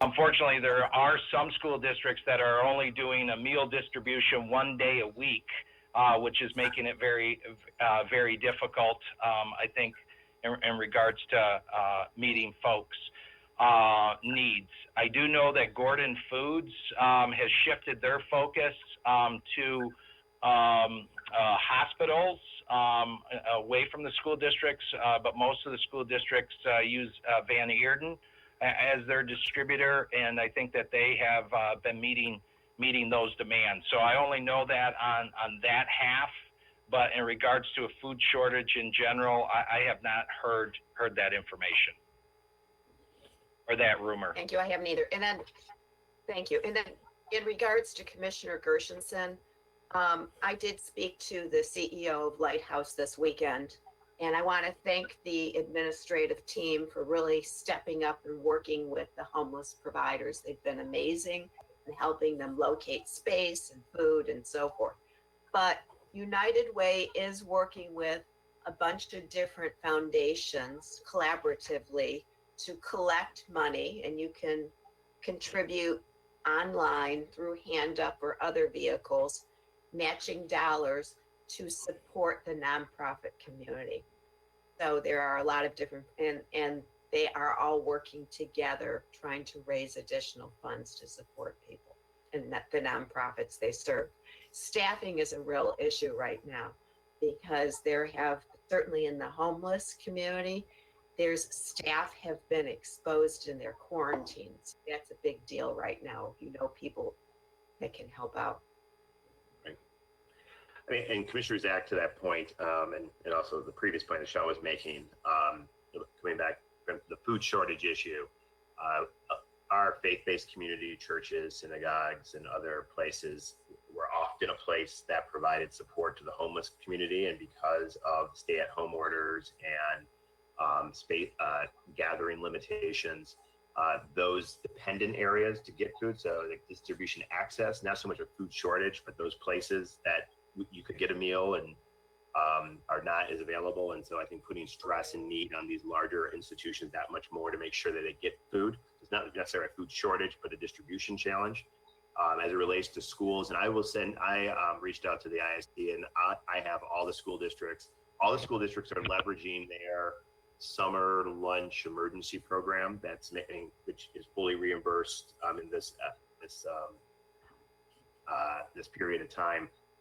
But as Sean mentioned, in some school districts only have the capacity to do it certain amounts because they rely on volunteers or staff capacity, what have you, and they're working through that. But I'll make sure I get sent out to all commissioners so that you see all the frequency per school district all over the entire county. For the most part, I think that they are meeting the need. They have the food supply. In some cases, I think they struggle with the distribution side of it. Not the food shortage, but the distribution labor that's required to get it out to the eligible families and children involved. That's also the same for Meals on Wheels. Volunteers for delivery. Right.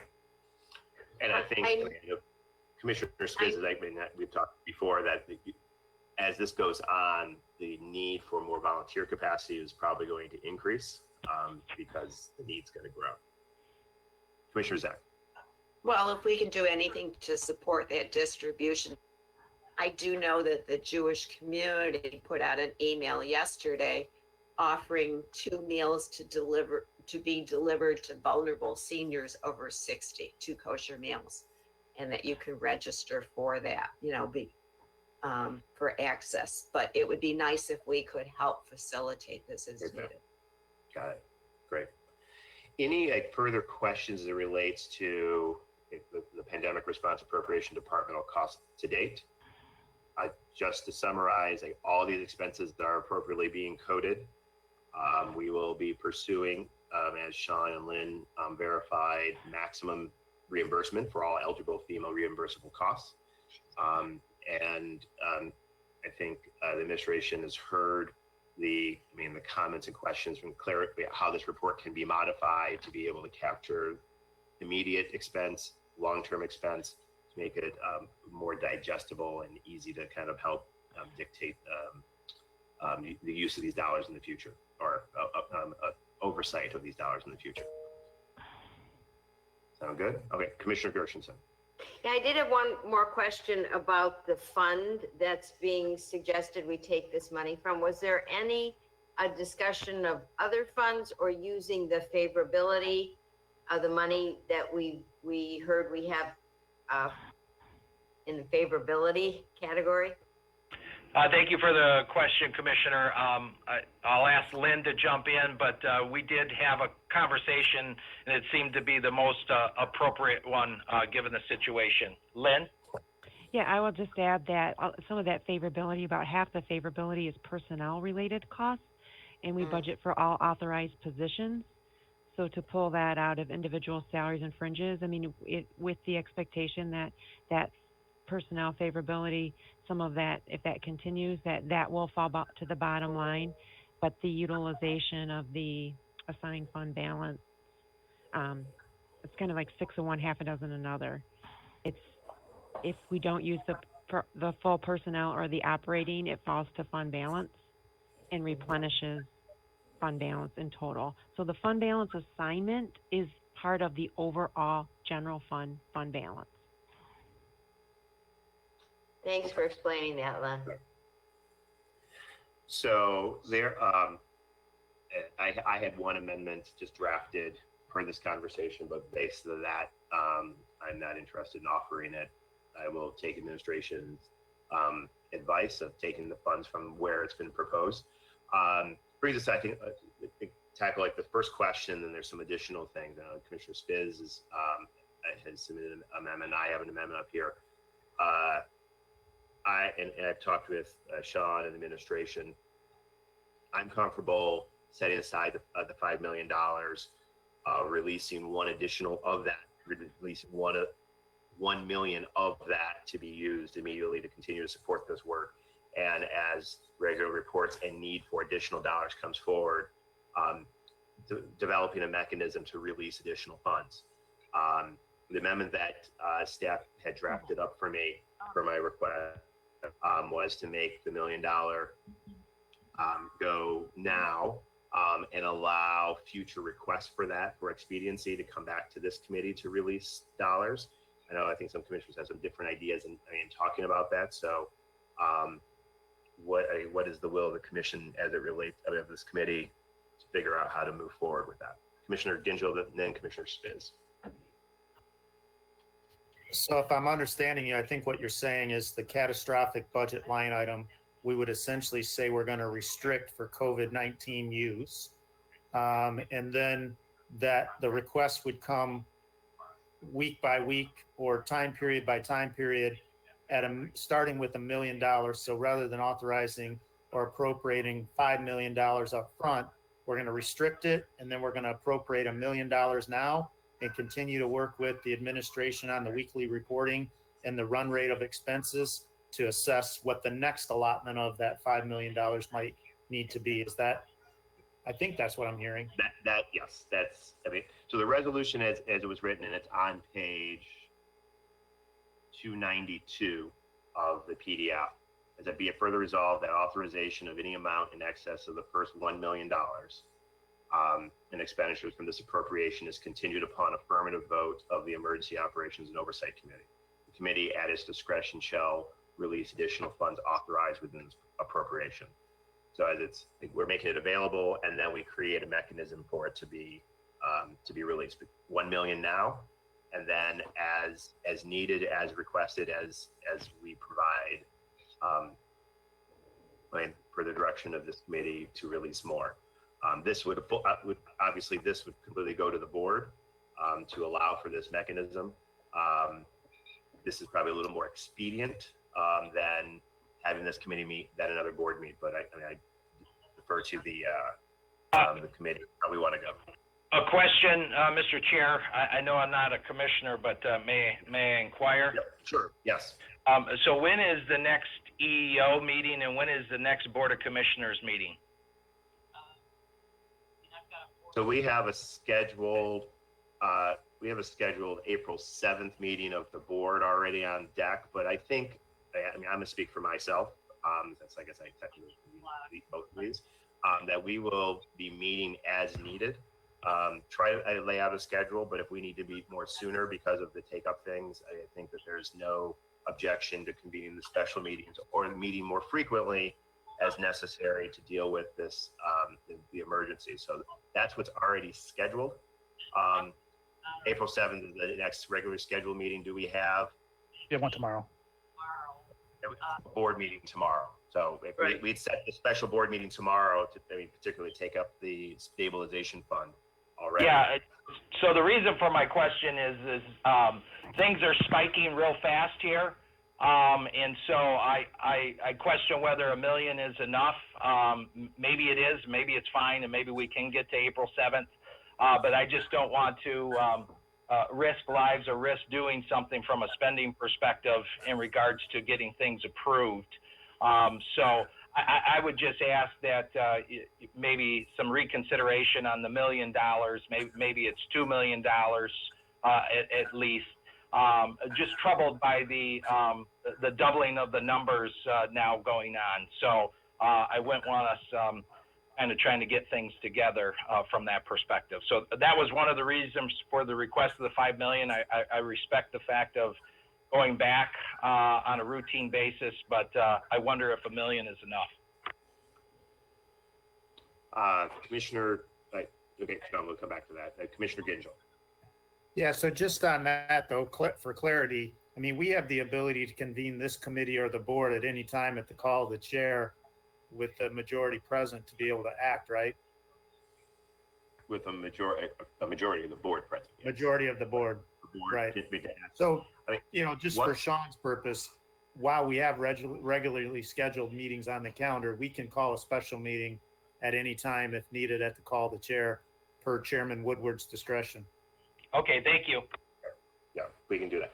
Well, and that's, I mean, related to Commissioner Gingell's point of view, I think it's easier to probably convene this group than the full board. But I think all commissioners, realize the importance of this emergency, will make itself available, and frankly, they're at home. And so, like the amendment as staff helped me draft, and it speaks to a mechanism to release the $1 million and to be able to come back to this committee if we need additional dollars of that appropriated, and we can pull this together pretty quickly. Commissioner Spiz. Somebody move in that? Well, moved by Commissioner Gingell, seconded by Commissioner Zach. Commissioner Spiz, you're muted. Sorry. I believe in general, most of us will support this concept. I think the only thing that's going to be in question would be, does it come back to this committee or does it go back to the full board? From my perspective, I'd like to see it go back to the full board under the understanding that you as the chair have the ability to call a meeting at any time.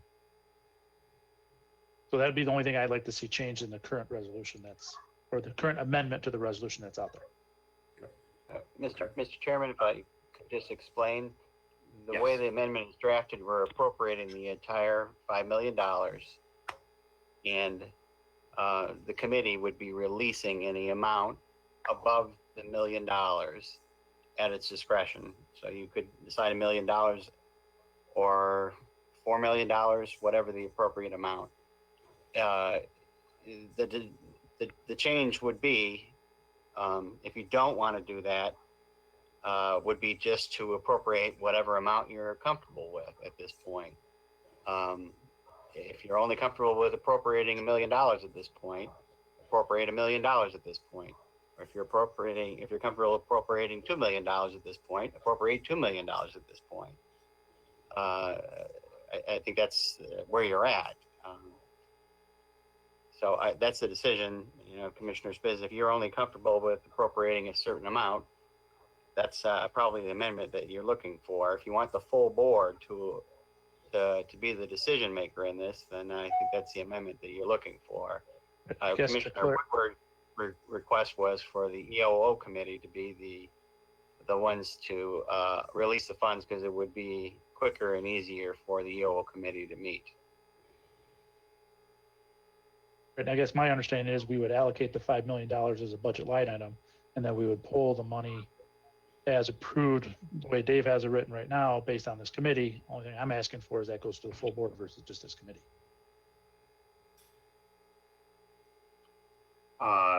Chris, well, Commissioner Gershon is holding a second. So Commissioner Ward, Thank you. Chief Ward, as this is written, this would give the latitude to EOC to approve releasing additional dollars. But the EOC, depending on the circumstance of the request and the urgency, could send that request for confirmation by the board, correct? If this amendment passed? Well, again, your authority is to appropriate funds. And so, the bottom line here is are you comfortable with appropriating what amount? If you're not comfortable as a Board of Commissioners appropriating the full amount that's being requested, then restrict that amount to a smaller amount. If you want the full Board of Commissioners to make that decision, then make it a smaller amount and have the full board make that larger amount decision. I'm not quite understanding why we would have this procedure in place for EOO and then the board. We're getting to the same bottom line, I guess is what I'm saying. What I've come up with this in this amendment is to appropriate the full amount and then release the funds with the EOO committee. That's the power of the Board of Commissioners to appropriate the funds. So if we're going to appropriate the full $5 million and then release it in whatever amounts, if, as Mr. Carlson mentioned, as the urgency may be very quickly unraveling here, he may need $2 million in the next week. He may need $3 million in the next week. He may need the full $5 million. And so if EOO can meet quickly and release the funds, that's at your discretion. But this is, the power of the board is to appropriate funds. If you're not comfortable and you want the full Board of Commissioners to appropriate the funds, then lower the amount of the appropriations. All right, we got Commissioner Gershenson and Commissioner Quarles. Well, just to clarify, the full board is meeting tomorrow and then the following week. So we do have 2 meetings on the books.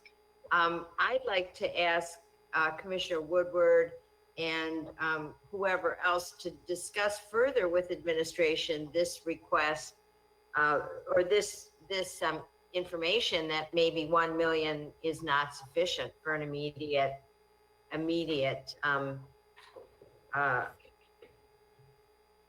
vote. That we give them if that's not enough.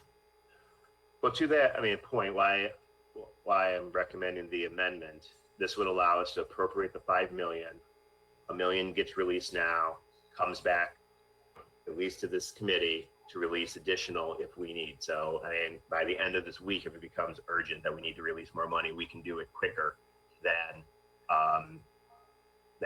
Right, but I'd like you to get a sense from Mr. Carlson about what he feels their needs could be immediately. Sure, yes. Commissioner Quarles. Thank you, Mr. Chair. As I read the resolution and what our function is, as far as the release of funds, I think that's the responsibility of this committee. So I stand very firmly that the committee, this committee, do the releasing of funds. The next piece is if it is to Commissioner Gersonson's point, if the $1 million not the right amount for the first release, then perhaps we need to reconsider that if other members of the committee, if the other members of the committee feel that appropriate. I can tell you, what I'm hearing and when I say hearing, what I'm listening to, reading, I have no feel for that. I'm sure there's others that are far more astute on how this is shaping up in Oakland County. Thank you, Commissioner. Any further discussion on the amendment? Seeing no further discussion, Pam, can you please call the roll? Okay, on the amendment as presented, Quarles? Quarles? Yes. I apologize. Okay. Spiz? Yes. Gershenson? Yes. Angel? Yes. Zach? Yes. Woodward? Yes. Okay, motion carried, the amendment carried. All right, so the amendment's adopted. All right, Commissioner Spiz, I know you had written up another amendment. Do you want to speak to your amendment, or do you want to? Yeah. Yes, please. It's page 293, I believe. What was the page number? 293. 293. At the very end of toward the very end of the packet. Okay. Yeah. So I think Commissioner Spiz is going to move, seconded by Commissioner Gingell. Commissioner Spiz, why don't you speak to your amendment? Yep. A couple amendments that we'd like to make. One be just some generic wording if you look at the first part. Just adding any of the following purposes related to the emergency response due to coronavirus disease 2019. One, prevention of the spread of COVID-19, medical support or other health-related expenses to address COVID, or need-based food assistance for Oakland County residents. That was the first one. Second one, we'd like to change from monthly reports to weekly, which I think has been thrown around a few times today.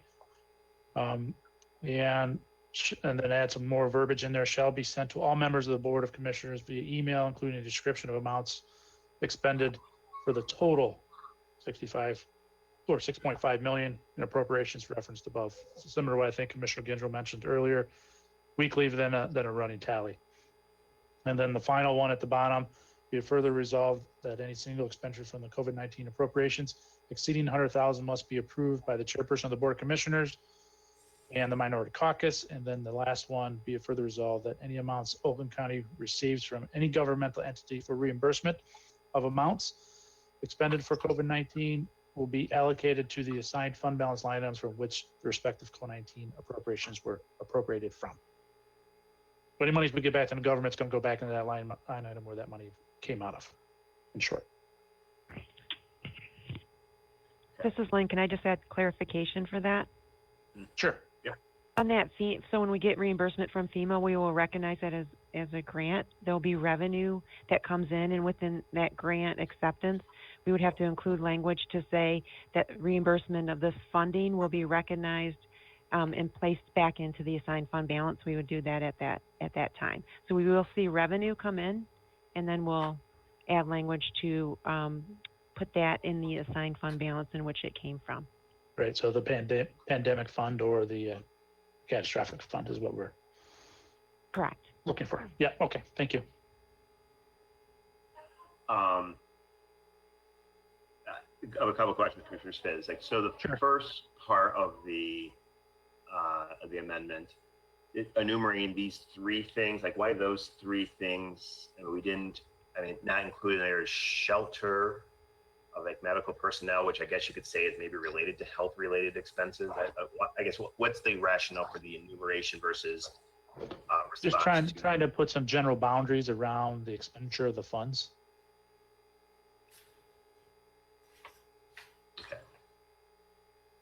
Responding and we would be we'd be open for if we need to expand those slightly. I'm sure we'd be open to that. Okay. And I guess the other, the only part that I've got some issues with, I assume what this means is like on any of all these dollars, anything that's $100,000 or more have to be approved by myself and Commissioner Gingell. I'm not running day-to-day operations here, and I think we've got to empower our health department, Homeland Security, our administration to be able to do this. And so I think that's Right. a burdensome requirement that And I guess, and understanding some of the previous discussions that we've had here today, and based on your comments, I'd be willing to make a friendly amendment to remove that further, be it further resolved. Yeah, I agree with removing that too. Okay. So I know we're buying masks that we're spending more than $100,000 for a PO. Right. Yeah. Got it. Okay. So we Just remove. make sure it further is being removed. Yeah. The one for $100,000 that must be approved by the chairperson of the board and the minority caucus chair. You're removing it? Yes. So I guess again, and for me, the only question then are there, to Sean, since you're on the call, does that amendment for 1, 2, and 3, does that work? Are there things that need to be added to it, or is there different language? At the end of the day, I think everyone here understands that we're trying to, the resources are necessary to respond to this pandemic event. There are things that we have to do beyond. So we have Commissioner Sean, if I can have Sean respond to that, and then Commissioner Quarles and Commissioner Gershenson. Yeah, Dave, can you clarify a little bit more, because I don't have the information. So you said yes, Sean. 2 Yeah, I'll read it. Yeah. So there's Okay. a be it further resolved clause. You have the resolution in front of you? No, I'll just read it. If this amendment was to pass, it would read as follows. So be it further resolved that the Board of Commissioners designates the Deputy County Executive responsible for oversight of the Department of Management and Budget, or another designee of the County Executive to be responsible for the administration of the appropriated funds for any of the following purposes related to the emergency response due to the coronavirus disease 2019 COVID-19 outbreak. And it's colon, and then it's 1, prevention of spread of COVID-19, 2, medical support or other health-related expenses to address COVID-19, and 3, need-based food assistance to Oakland County residents.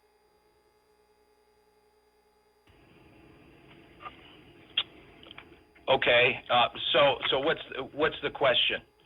Well, the question is really it's enumerating 1, 2, and 3, and Commissioner Spizza, I'll let you explain further, is kind of clarification parameters of what these dollars are used for. Right. We're just looking to add a little bit more boundaries around what the funds will be used for. And Dave, you mentioned number 3, need-based food assistance for Oakland County residents. We could say also add shelter into there, because I know we're looking into sheltering residents, but we're also looking at sheltering out of town people from a emergency standpoint, and in hotels, etc. So we're just trying to put some boundaries around what the monies will be spent for. Yeah, I mean that makes sense. I would say everything that we've done to date is based upon recommendations from the health department. So I think that's a key aspect to understand. I mean, especially as we're relating to the food. I mean, that's based upon their recommendation of taking care of this vulnerable population, which is helping to contain the spread. So I think that's what you're getting at, but I mean, we just want to make sure that we have the flexibility to respond quickly and without hesitation on some of these things. Have no problem reporting back to you on a weekly basis of the expenditures and so forth. Okay. Mr. Chairman? Yes. Yeah. Might I make a suggestion to give the committee some flexibility to add other purposes if they're brought to your attention? Okay. Hold that. I got Commissioner Gershenson and Commissioner Quarles in the queue. Commissioner Gershenson. Quarles was before me. Commissioner Quarles. Okay, thank you. I certainly understand what Commissioner Biz is trying to do, to put some boundaries in there. But I think this, at least from my perspective, this disease is so new that we don't really know what all the things that we may need to do. I'm comfortable with number 2, anything related to medical and health-related expenditures to address COVID-19. But I don't want to tie, I really don't want to tie the Board of Commissioners' hands nor the administration hands. If something different comes up that's related to this epidemic right now. So I'm a little concerned about the wording that's in here. And more to the point that since we don't understand everything that's covered in this crisis, in this challenge that we're facing. So as I look at it, I guess 1 is okay, but I just don't want to limit because we never know what the next thing is. Right now we're saying shelter. There may be a something else that's related to it. That what will we have? What will we do if that thing come up? So that's where I am. I'm not supportive of this because I think all the good that it's doing is kind of tying the hands of those that's making the decision in the administration or the department within the administration to help. I certainly feel comfortable that the right decisions will be made by those decision makers, and I would like to really move away from designating these particular segments. Okay. Commissioner okay. Thank you. Commissioner Gershenson. Thank you. Sean, can you visually see this amendment? I cannot. I don't have it. Yeah, I want Sean to be able to see this amendment and. Hold on a second. You should be able to see it. Do you have access to the agenda, the total agenda, Sean? Are you in front of a place you can look at it? Or I can actually have, Chris, can you email it to him right now? Well, along those lines, I Yeah. mean, I think it's important that he visually see this. The words I know, it's on the agenda. can sound much different. And so, and I also would like those people that are on the front line dealing with this a chance to review this and talk amongst themselves. I'm wondering, Commissioner Spiz, would you be willing to give them that opportunity today and introduce this amendment tomorrow? Yes. After they had a chance to review it. And also the number 1, any of the following purposes. Number 1, prevention of the spread of COVID-19 is pretty general. Yes. I mean, I think almost anything could fit under that. But again, I'd like to give administration some time to really sink their teeth into this. And so if you'd be willing, I would rather look at this tomorrow. I believe that is a fair request, and that way it allows us to update and remove that second, be it further resolved, and submit a new request for amendment tomorrow. Okay. So, Fair? Agree, Mr. Gingell? Okay. So, Thank you. then Commissioner Spiz is withdrawing his motion, also withdrawn by Gingell. It brings us to the main motion before us. Is there any further discussion about what's before us? Just so that I'm clear on this, he's withdrawing all of these. Yeah. 1, 2, okay. Yeah. The whole thing's being withdrawn. Commissioner Spiz is going to work with administration. We'll have a new amendment. We'll offer it tomorrow at the board meeting. That will incorporate the things that I think we already have agreement and maybe some language change in the top paragraph. Okay. Okay. Good. All right. Seeing no further discussion, Pam, can you please call the roll? On the resolution as amended, Zach, Yes. Quarles, Yes. Fizz, Yes. Gershenson, Well, is this on the original Yes. As with amended, your yeah. amendment? Yeah, Yes. okay, yes. as Commissioner Woodward amended. Yes, thank you. Gershenson, Yes. Gingell, Yes. Woodward, Yes. motion carried. Okay. We also need a motion to receive and file the report that Mr. Carlson gave us that we talked about during that motion. So moved by Commissioner Gingell to receive and file, seconded by Commissioner Spiz.